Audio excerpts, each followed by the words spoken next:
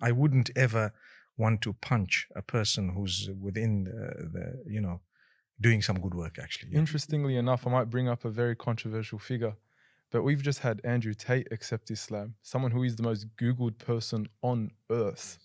And it's very interesting that Allah subhanahu wa ta'ala would use such a person to accept Islam, someone who has a very strong influence on disenfranchised young men, young males, who speaks to them, he calls them young kings, and has a very profound impact on them. It's very interesting that Allah would use someone like him, and we ask Allah to protect him and to actually make this conversion sincere.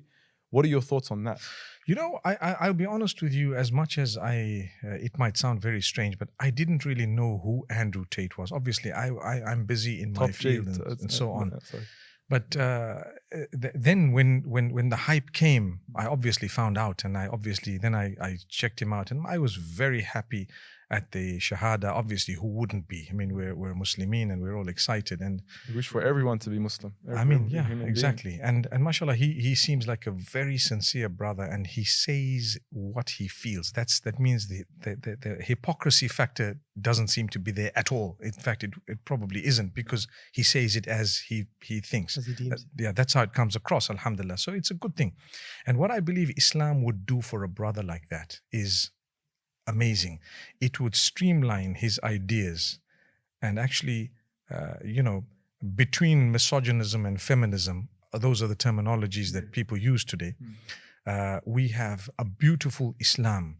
The Prophet ﷺ's approach, because I know I faced some of my friends, some scholars as well, and some regular Muslims who sometimes have told me certain things.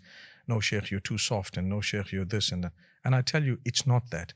Islam is a balance. There are times when the Prophet ﷺ was extremely lenient and very forgiving. There were times when he spoiled his family members. You know, there is a balance. It's happened to me where people say, oh, you said this and you said that, but we're calling towards a balance.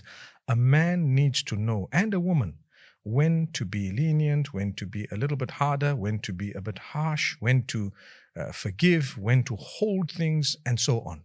So it's a beautiful balance. I believe that's what Islam would do to anyone who's genuine in learning. It would create a balance. It's not all about being, so I'm the king, I'm the boss, and that's me. I mean, no one would like you in that case, because why? It's not the case. Yeah, it would regulate you towards that wasat.